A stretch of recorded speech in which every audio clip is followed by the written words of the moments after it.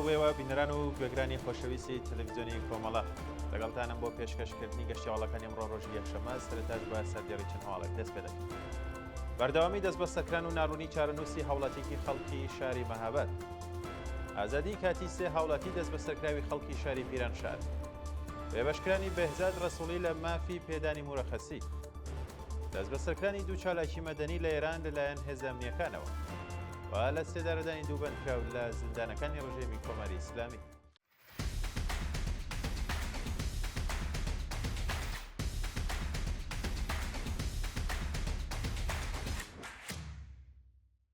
بەردەوامی دەست بە سەرکران و ناڕوونی چارەنووسی هاوڵاتیەکی خەڵکی شاری مەهاباد.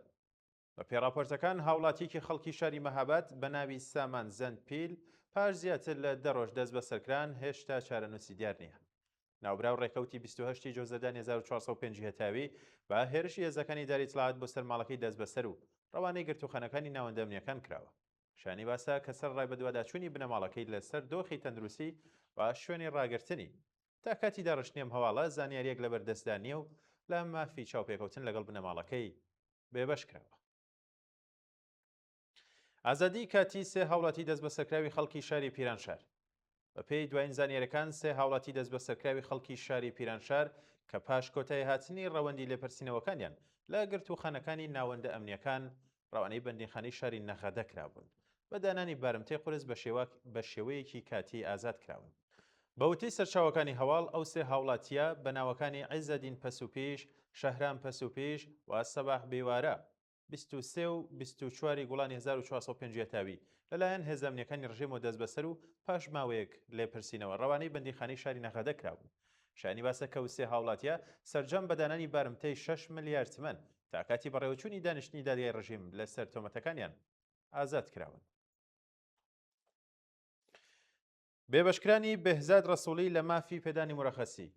بە پێی راپۆرتی گەیشتوو بەهزاد ڕەسووڵی بنکراوی سیاسی و هاوڵاتی خەڵکی شاری سەقز سەرڕای پەسەندکردنی پێدانی موورەخەسی لەلایەن دادستانە و بەڕێوەبەری زیندانەوە لە موورەخەسی بە دانانی بارمتە بێبەشکراوە. راپۆرتەکان ئەمەژە بۆ دەکەن کە پێدانی موورەخەسی بۆ هاوڵاتیە بەهۆی گوشارەکانی ناوەندە ئەمنیەکانی ڕژێم ڕێگری لێکراوە و لە دۆخێکی خراپی تەندروستیدا لە زیندانی ناوەندی شاری سەقز ڕاگیراوە. ناوبراو ڕۆژی شەمە 4 گەلاوێژ 1404 هەتاوی کاتێک بە مەبەستی چاوپێکەوتن لەگەڵ منداڵەکەی سەردانی شاری ئیسفەهانی کردهبوو لەلایەن هێزەکانی ئیداری چڵاتەوە دەست بەسەر و پاشماوەیەک لێپرسینەوە شکنجە لە گرتوخانەکانی ناوەندە ئەمنیەکانی ئیسفەهان ڕەوانەی بەندیخانەی ناوەندی شاری سەقز کراوە.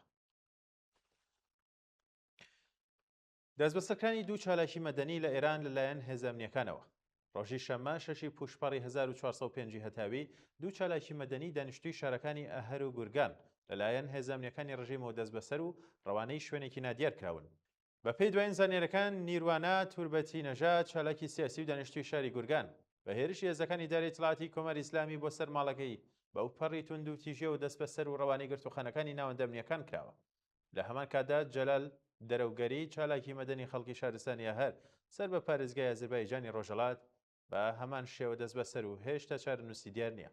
بە وتەی سەرچاوەکانی هەواڵ نیروانە توربەتی نەژاد بەهۆی ئەشکەنجە و ئازاری لەلایەن هێزە ئەمنیەکانەوە لە دۆخێکی زۆر خراپی تەندروستیدا و پێویستی بە چارەسەری پزیشکی خێرا هەیە.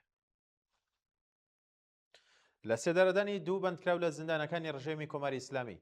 لە ڕۆژانی ڕابردوودا دوو بەندکراو لە زیندانەکانی ڕژێمی کۆماری ئیسلامی بە تۆمەتی تاوانە کۆمەڵایەتیەکان لە سێدارە دراون.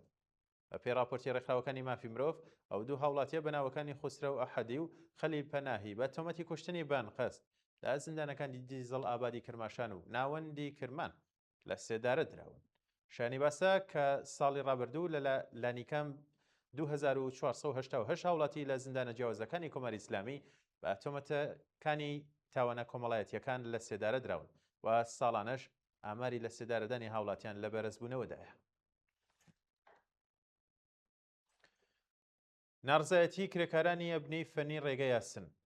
ڕۆژی ڕابردوو کرێکارانی شاغڵ لە شیرکەتی ڕێگەی یاسنی تراڤێرس دژ بە پێنەدانی حەقدەست و مەزایە دواخراوەکانیان ناڕزایەتیان دەربڕی.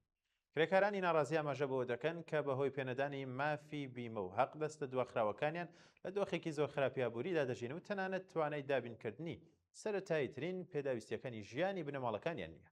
لە درێژەی ناڕزایەتیەکاندا کرێکاران خوازیاری بەرزکردنەوەی ئاستیاق دەست بە پێی ڕێژەی هەڵاوسان دابینکردنی بیمەی دەرمانی کارامە ئیمەنی شوێنی کار و پێداویستیەکانی ژیانی کرێکاران و هەروەها پێدانی حەقدەست و مەزایە دواخراوەکان بوون.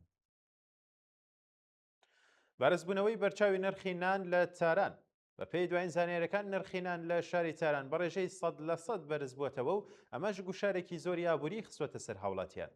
بەوتەی هاوڵاتیان ڕژێمی کۆماری ئیسلامی بە مەبەستی قەرەبووکردنەوەی زیانەکانی نرخی کەلوپەلی پێویستی ژیانی هاوڵاتیان و نان ڕۆژانە بەرزتر دەکاتەوە و ئەمەش بووەتە هۆی خراپی دۆخی ژیانی خەڵک.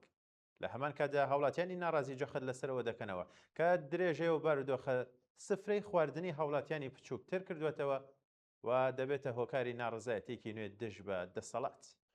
سەپاندنی حکمی سێدارە بەسەر مەهناب نەواب سەفەوی. بە پێی راپۆرتەکان مەهناب نەواب سەفەوی ڕاپەری 22 ساڵی خەڵکی ئیسفەهان کە لە مانگی بەفرانباری ساڵی ڕابردوو دەست بەسەرکرا بوو لەلایەن دادگای ڕژێمی کۆماری ئیسلامی لە ئیسفەهان حکمی سێداری بەسەردا سەپێنراوە. بە پێی زانیاری بڵاوکراوەکان دادگایی مەهناب نەواب سەفەوی بە شێوەیەکی بەبێ بەشداری ناوبراو بەڕێوە چووە و لە تەواوی قوناغەکانی لێکۆڵینەوە و دادگاییدا لە مافی دەستڕاگەیشتن بە پارێزەری سەربەخۆ بێبەش کراوە. سەرچاوە نزیکەکان باز لەوە دەکەن کە لە ماوەی دەست بەسەرکردنیدا لە ژێر گوشار و شکنجەدا دانپێدانانی زۆرەملەی لێوەرگیراوە و تۆمەتە ڕستەکراوەکان بریتین لە محارەبە تەبلیغ دژی ڕژیم کۆبوونەوە بە مەبەستی تێکدانی ئەمنێتی وڵات. ناڕزایەتی خوێندکاران و قوتابیان لە تاران. ڕۆژی ڕابردوو ژمارێک لە قوتابیان و خوێندکارانی تاران دژ بە کات و شێوازی بەڕێوەبردننی تاقیکردنەوەکان کۆبوونەوە و ناڕزایەتیان دەربڕی. بە پێی ئەو وێنانەی کە بەدەستمان گەیشتون قوتابیان لە بەردەم دامەزراوەی هەڵسەنگاندنی تاران کۆبوونەوە و باوتنەوەی دروشم دژ بە بەرپرسانی ڕژێمی کۆماری ئیسلامی ناڕزایەتیان دژ بە گۆڕانکاریە کتوپڕەکانی کاتی تاقیکردنەوە و بڕیارە ناڕوونەکان دەربڕی. لە هەمان کاتدا ژمارەیەک لە خوێندکارانی زانکۆی ئازادی تاران بە جیاواز کۆبوونەوەیان بەڕێوەبردوو و خوازیاری پێداچوونەوە لەسەر شێوازی ئەنجامدانی تاقیکردنەوەی کۆتاییان بوون. شایانی باسە کە ناڕازیان جەختیان لەسەرەوە کردوێتەوە کە گۆڕانکاریە بەردەوامەکان و بڕیارە ناڕوونەکان بە تەواوی کاریگەریان لەسەر باری دەرونی و پلاندانانی خوێندن دروست کردووە و خوازیاری سیستەمێکی جێگیری بەڕێوەبردننی تاقیکردنەوەکان بوون. بەرزبوونەوەی ڕێژەی ئاڵۆزیەکانی نێوان کۆماری ئیسلامی و ئەمریکا. لە ماوەی دوو ڕۆژی ڕابردوودا ئاڵۆزیە سەربازیەکان لە نێوان کۆماری ئیسلامی و ئەمریکا لە ناوچەی کەنداوی فارس بە شێوەیەکی بەرچاو بەرزتر بووەتەوە و چەندین هێرش لەلایەن هەردوو لاوە ئاراستەکراوە. بەیانی یەکشەمە فەرماندەی ناوەندی ئەمریکا ڕێگەاندووە کە بە فەرمانی سەرۆک کۆماری ئەمریکا هێرشێکی نوێیان دەست پێ کردو و ژمارەیەک ئامانجی سەربازی و ژێرخانی چاودێر و پەیوەندیەکانی ئێرانیان کردووەتە ئامانج. لە بەرامبەردا سپای پازاران بە بڵاوکردنەوەی ڕاگەیەندراوێک ئاماژەی بە هێرشێکی موشکی و درۆنی بۆ سەربنکەکانی ئەمریکا لە کوێیت و بەحرین کردووە. هەروەها لە ڕاگەیاندراوەکەدا هۆشداری دراوە کە هەر هەنگاوێکی دیکەی ئەمریکا وەڵامێکی تونتری لێ دەکەوێتەوە. ئیدانەی هێرشەکانی کۆماری ئیسلامی بۆ سەر بەحرین. ڕۆژی ڕابردوو پاژەوەی دەوڵەتی بەحرین هێرشێکی درۆنی کۆماری ئیسلامی بۆ سەر خاکەکەی ڕاگەیاند. چەندین وڵاتی عەرەبی و ئەنجومەنی هاوکاری کەنداو بە توندی ئەم هێرشیانی دانەکرد. وەزارەتی دەرەوەی ئیمارات ئەم هێرشەی بە پێشێلکردنی ئاشکرای سەروەری بەحرین و هەڕەشەیەک بۆ ئاسایشی ناوچەکە ناوبردووە. هەروەها قەتەر و کوێیتیش بە بڵاوکردنەوەی بەیاننامەیەکی جیاواز ئەم کردارەیان ئیدانە کردووە و جەختیان لەسەر گرنگی بەردەوامبوونی ڕێگای دیبلۆماسی و پاراستنی ئاسایشی ناوچەکە کردوێتەوە. لە هەمان کاتدا سکرتێری گشتی ئەنجومەنی هاوکاری کەنداو هێرشەکەی بە کردارێکی خائینانە ناوبردووە و ئاماژەی کردووە کە ژێرخانە مەدەنیەکانی بەحرین بوونەتە ئامانج. دەست بەسەرکرانی ژمارەیەک سیاسەتمەدار لە ناوچەی سەوزی بەغدا. بە پێی راپۆرتی میدیا عەرەبیەکان هێزەمنیەکانی عێراق لە ناوچەی سەوزی بەغدا ژمارەیەک لە سیاسەتمەداران و بەزرگانانیان بە گومانی گەندەڵی دەست بەسەر کردووە. بە پێی زانیاری بڵاوکراوەکان ئەو کەسانە بە بڕیاری دادگای تایبەت دژ بە گەندەڵی لە عێراق دەست بەسەرکراون و باز لەوە کراوە کە ژمارەیەک لە پەرلەمانانی حکوومەتی فیدراڵی عێراقیش لە نێو دەست بەسەرکراواندا. هەروەها راپۆرتەکان ئاماژە بەوە دەکەن کە هێزە تایبەتەکانی عێراق بە ئاوکاری ئۆتۆمبیلی زرێ پۆش و تانک لە ناوچەی سەوزدا جێگیر کراون. ناوچەیەک کە بنکەی زۆربەی دامەزراوە حکوومیەکان و باڵی وێستخانە بیانیەکانە. بەڵێ بینەران و بێگرانی خۆشەویست گەشتیاوڵەکان پێشکەشکردن کات و ساتێکی باش بۆ هەموو لایەتی.